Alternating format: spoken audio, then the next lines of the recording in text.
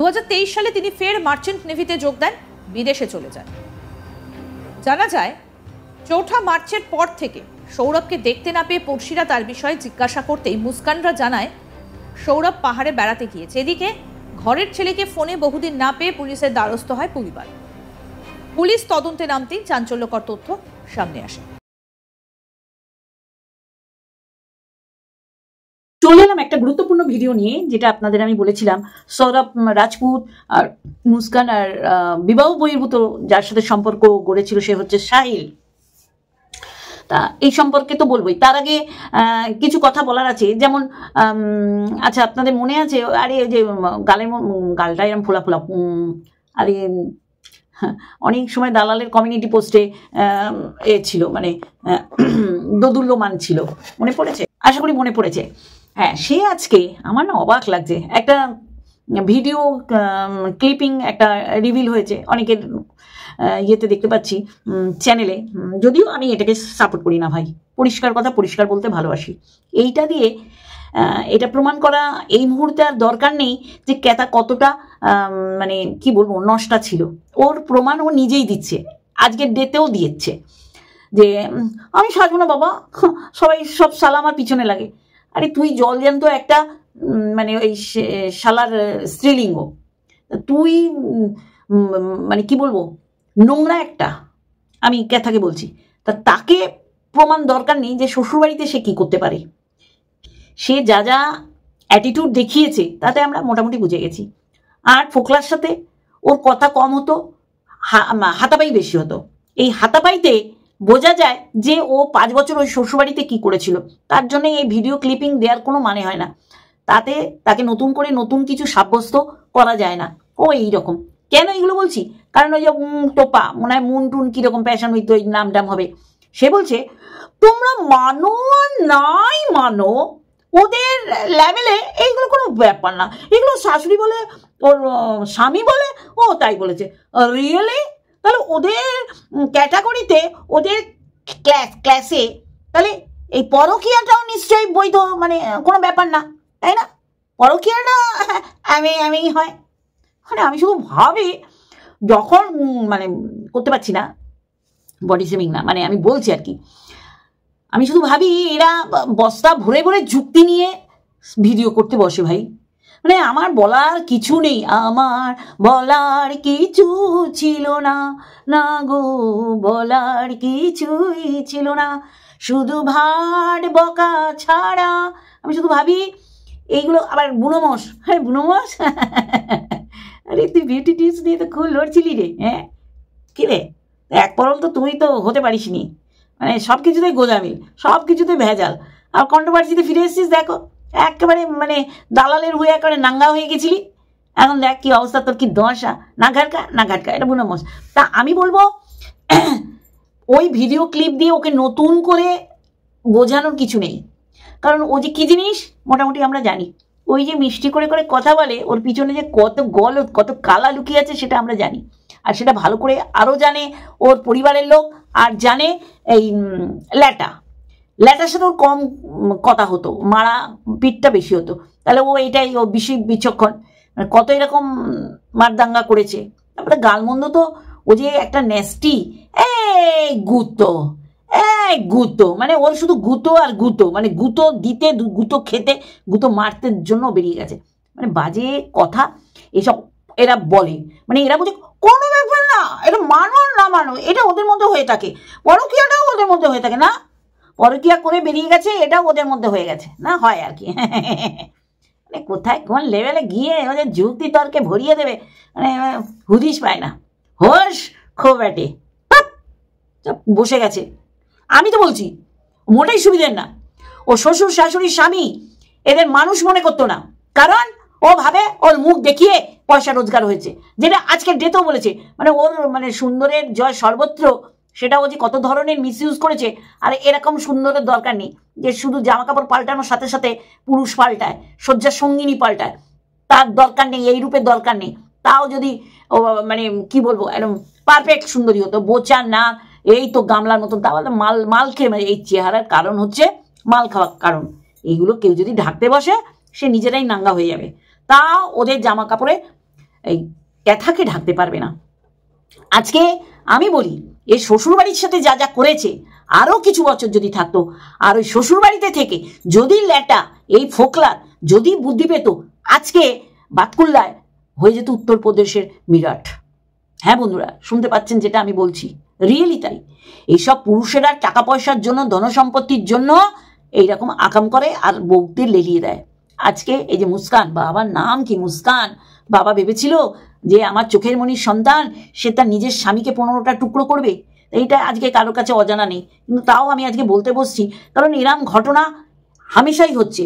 আরও যেন না হয়, এটা একটা মানে সুন্দর একটা বার্তা আমি দিতে চাইছি।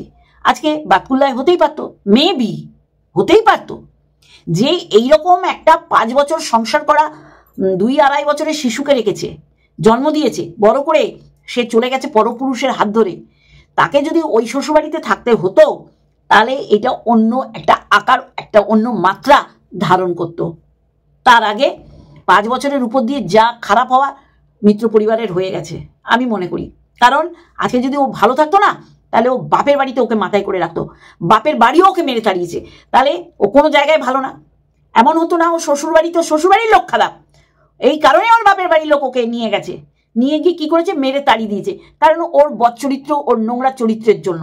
এইটা জলের মতন পরিষ্কার। এটা প্রমাণ করার জন্য আর কাউকে বলতে হবে না, কারণ দালাল অলরেডি বলেছে যে তোর দাদা ওকে মেরে তাড়িয়ে দিয়েছে। তারপর তো ফোকলা পরিষ্কার করে দিয়েছে যে ওর বাবাও ওর গায়ে হাত তুলেছে। তাহলে বুঝতে পারছেন, ও এত ভালো যে ওর বাপের বাড়িতে ওর আন্ডার এজে ওকে তাড়িয়ে দিয়েছে, মানে বিয়ে দিয়ে তাড়িয়ে দিয়েছে। শ্বশুরবাড়িতে 5 বছরের বেশি ও সংসারই করতে পারলো না। এত চুলকানি, এত খিদে, এত চিরবিরানি। এইসব মেয়েরা ওই যদি আজকে যদি দেখতে হয়নি ভগবানের অশেষ কৃপা আশীর্বাদে হাত ওই মিত্র পরিবারে আরো কয়েক বছর যদি থাকতো, বা কিছু মাস বা 1 বছর থাকতো, হয়তো বাতকুল্লা মিরাটে পরিণত হয়ে যেত। না হওয়ার কিছু নেই, হতেই পারতো, তাই না বন্ধুরা? তাই এইরকম তো বলবো। তার আগে ইন্ট্রো। হ্যালো বন্ধুরা, কেমন আছো? আশা করি তোমরা ভালো এবং সুস্থ আছো। আমিও বেশ ভালো আছি। কিন্তু এই ঘটনাগুলো না চোখগুলো খুলিয়ে দিচ্ছে। ওর বাচ্চার বাবাতে পোষায়নি, চলে গেছে ফোকলা, ফোকলাকেও ছেটে দিয়েছে, আবার জিমওয়ালা। এইবার মানুষকে বোঝাচ্ছে, হ্যাঁ আমি কিছু করিনি, কখন কি হয়ে গেছে আমি ঘুমের ঘরে আমি বুঝতেই পারিনি, চোখ খুলে দেখি আমার পাশে ফোকলা। তেমনি আমার পিছনে জিমে গেলেও লাগছে, রাস্তায় বেরোলেও লাগছে। মানুষে বেরোয়, মেয়েরা বেরোয়, আর অতি সুন্দরীরাও বেরোয়। তারা যদি সুযোগ না দেয় টোন খাওয়ার, কারোর সাধ্য নেই। কিন্তু আমাদের সমাজ ব্যবস্থাটা এতটাই খারাপ যে 3 বছর 5 বছরের মেয়েদের মধ্যে কি যে খুঁজে পায় যে তারা ধর্ষিতা হচ্ছে।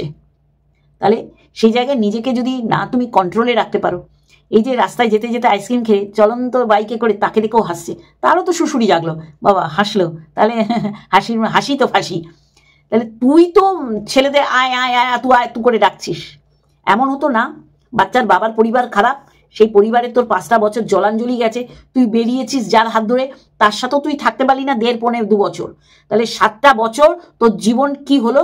সব ওই সবার দোষ। দালাল যেমন দিচ্ছে যে বাচ্চার বাবাকে বেচু বলে, বেচুর আর ফোকলার দোষ। এই ফোকলাকেও প্রমোট করেছিল, বলেছিল ওর অ্যাক্টিভিটি, ওর ক্ষমতা হেভি, মানে বেচু নেই, মানে বাচ্চার বাবা নেই। তারপরে তো পুরো পরিষ্কার তুই করে দিচ্ছিস যে ক্ষমতা এরও নেই, মানে ক্ষমতা তুই জেনে যাস, পরপুরুষের ক্ষমতা তুই জানিস। সোমনাথের কোনো ক্ষমতা নেই, সপ্তাহে 1 দিন বড় পাশে যায়, মানে বাচ্চার বাবার ক্ষমতাই নেই, একদম অক্ষম। তাই জন্যে ও ফোকলার হাত ধরে চলে গেছে। আজকে যদি কোনো কারণে বাপের বাড়ির মানুষ যদি সেই সময় না নিত, ওর তো বাপের বাড়িতেই থাকতে হতো। আজকে মিরট হয়ে যেত, উত্তরপ্রদেশের মিরট পশ্চিমবাংলার বাতকুল্লায় পরিণত হয়ে যেত। শুনতে খারাপ লাগছে, আমি বলবো সাপে পর হয়েছে। এই মেয়ে সংসার করার মেয়ে না। তাহলে একটা ভুল হয়েছে, সে নিজেকে কারেকশন করতো, নিজেকে নিজের এগিয়ে যাওয়ার পথটাকে প্রশস্ত করতো। সে বাপের বাড়িতেও থাকতে পারেনি নষ্টামি নোংরামির জন্য। এটা আজকে সবার কাছে পরিষ্কার। আজকে ফোকলা বলে যে মারামারি হয়, ও মেরেছে, এমন ওর কাছের লোকেরা বলে মারামারি হয়েছে, মারপিট হয়েছে। তাহলে সে শ্বশুরবাড়িতে কি মুখ দিয়ে চন্দনের ছিটে বেরোতো? তা তো নয়। তা সেখান থেকে এরকম দিয়েছে, এটাকে আমি সাপোর্ট করি না। কারণ সত্যি করে হ্যাঁ, বইয়ের সাথে ঝগড়া হচ্ছে আর স্বামী ক্যাপচার করছে, এইটা কখনোই মানুষ মেনে নেবে না যারা সুস্থ মস্তিষ্কের, একদম। তা চলো মিরাটের ঘটনাটা আমি একটুখানি বলি। সৌরভ রাজপুত উত্তরপ্রদেশের মিরটের বাসিন্দা, এবং তিনি হচ্ছেন মার্চেন্ট একজন অফিসার, বুঝতে পারছি। এবং তার 6 বছরের একটা কন্যা সন্তান আছে, যার জন্মদিন ছিল 28শে ফেব্রুয়ারি। এই জন্য উনি 17 তারিখে দেশে ফিরেছিলেন, উনি লন্ডনে ছিলেন। আর তারপরে কি হলো, 4 মার্চ পৃথিবী ছেড়ে তাকে চলে যেতে হলো। কি কারণে? বউয়ের শরীরের শ্বশুরানির জন্যে। বউ একটা সাহিল বলে একটা পরপুরুষের সাথে মানে শরীরের খিদে মেটাচ্ছিল। এই ঘটনাগুলো না শুধু কোনায় কানায় খুঁজবেন আর দেখতে পাবেন। আচ্ছা, তুই করে খাচ্ছিলি জানা, তুই বিদায় হ না। স্বামীকে মারার কি দরকার ছিল? স্বামীকে শুধু মেরে খানতে হয়নি, 15টা টুকরো করে একটা ড্রামে ভরে লিকুইড সিমেন্টে সিমেন্ট গুলে ওটাকে সলিড করেছে। সেই রাত ওখানে কাটিয়েছে। 4 মার্চ মেরে পরের দিন তারা মানালি ঘুরতে চলে গেছে। চিন্তা করতে পারছেন কি ঠান্ডা দিমাগের মানুষেরা? এরা যদি এই ধরাধামে থাকে, আরও সৌরভ রাজপুতের মতো মানুষের মৃত্যু হবে এদের হাতে। চিন্তা করতে পারছেন? আমি তুলে তুলে দিচ্ছি, তাতেই বুঝবেন যে এরা কতটা খতরনাক। একটু দেখে নিন এদের মুখগুলো।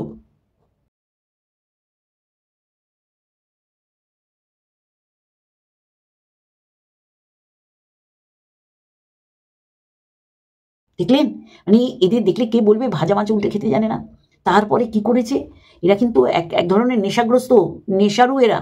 এই নেশার পয়সাও এরা যে জেলের মধ্যে জেল কাস্টডিতে রয়েছে, এরা নেশা করবে, সেই নেশা চাইছে যে আমরা থাকতে পারছি না। বুঝলেন? এত নেশারু এরা দুজন, আর একে অপরের পরকীয়ায় লিপ্ত, এত নোংরা। তারপরে কি হয়েছে?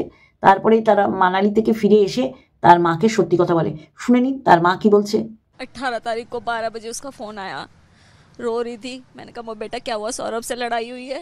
कह रही हाँ। मैंने कहा बता क्या हुआ है? कह रही मैं घर पे आके बताऊंगी। 4 बजे आके उन्होंने मुझसे बात करी, मम्मी हम ऐसे ऐसे सौरभ को मार दिया है। मैंने कहा क्या बोल रही है, तू पागल हो गई है? अभी तो तू कल घूम कर आई है। कह रही नहीं, हमने 4 तारीख को मार दिया। हम तुरंत उसे पुलिस स्टेशन ले गए। आपने उसे तुरंत पुलिस स्टेशन ले जाकर के पुलिस के हवाले कर दिया? जी। শুনলেন? তাহলে কি ঠান্ডা মাথার খুনি যে মা বাবাও চাইছে যে এদের বেঁচে থাকার কোনো অধিকারই নেই। তাহলে এইগুলো পরকীয়া করছিস, একটা প্রাণের বিনিময়ে তোদের পরকীয়ার মূল্য দিতে হচ্ছে। হ্যাঁ, তারপরে এবার যে শ্রীঘরে দুজন দুই জায়গায় থাকবি, তোদের এই চুলকানি কে মেটাবে বল?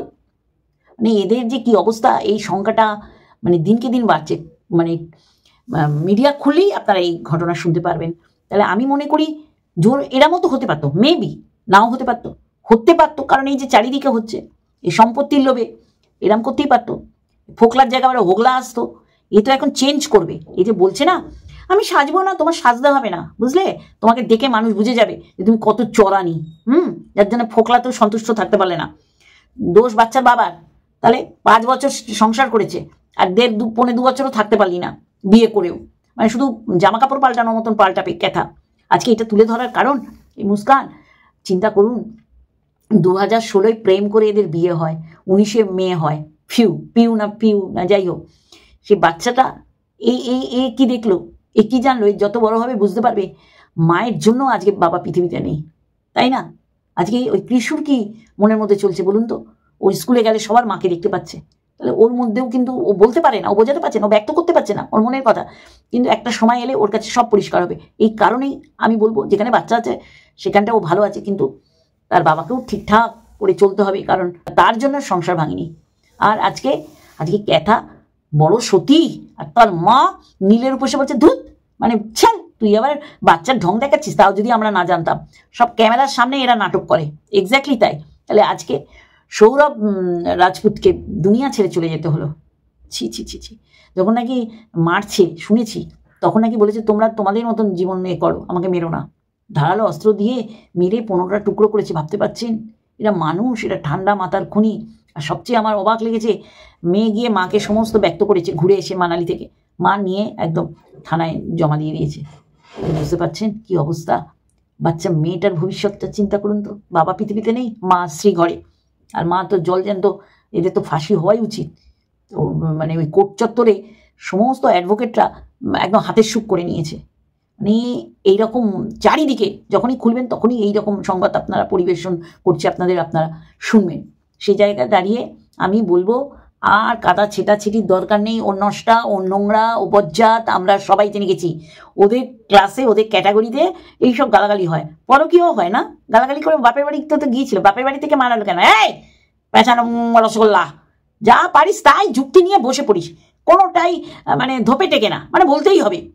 তাই বলছি বন্ধুরা, যা হয়েছে আমি লিগাল অ্যাডভাইজারের উদ্দেশ্যেও বলবো বাচ্চার বাবা, আর দরকার নেই, আর দরকার নেই এইসব মানে বিষাক্ত মাল। সমাজ ওকে ছুঁড়ে ফেলে দিয়েছে, এটাই তো বড় কথা। ওর মা, ওর বাবা, ওর দাদা সবাই ওকে মেরেছে। মা তারপরে এই ফোকলাকে ফোন করেছে, তুমি বাঁচাও আমার মেয়েকে, বাঁচাও আমার মেয়েকে, তোমার জন্য এইসব হয়েছে, তুমি নিয়ে যাও।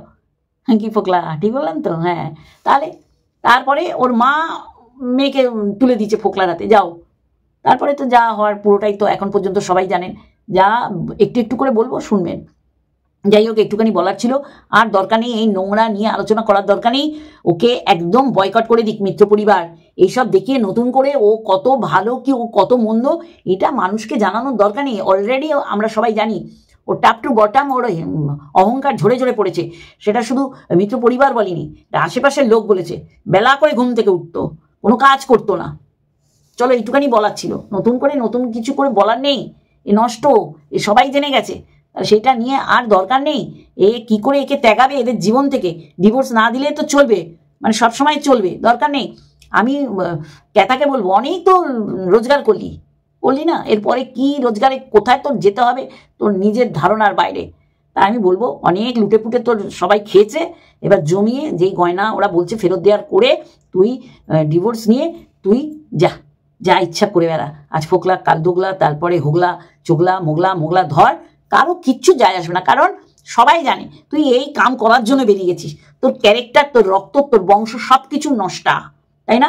হ্যাঁ পেশানুই বসে গেছে অবাকরা, ওদের মধ্যে এই গলাগলে চলে, ওদের মধ্যে পরকীয়া চলে, ওটাও তো মানতে হবে না সবাইকে। যুক্তি তর্কের একদম মামাসি এক করে দিচ্ছে। চলো বন্ধুরা, আজকে একটুখানি আর একটা ভিডিওর সাথে অবশ্যই আসবো। আর এই ঘটনাগুলো কি পীড়াদায়ক, কি বেদনাদায়ক যে মা মেয়ের মৃত্যু কামনা করছে। মৃত্যু কামনা মানে বলছে এইসব মানুষের একদম যেই শাস্তি হওয়া দরকার সেটা হচ্ছে ফাঁসি। চলো, লাভ ইউ অল। वो इस समाज के लायक नहीं है, वो खतरनाक है दूसरों के लिए भी, उसे सजाए मौत होनी चाहिए।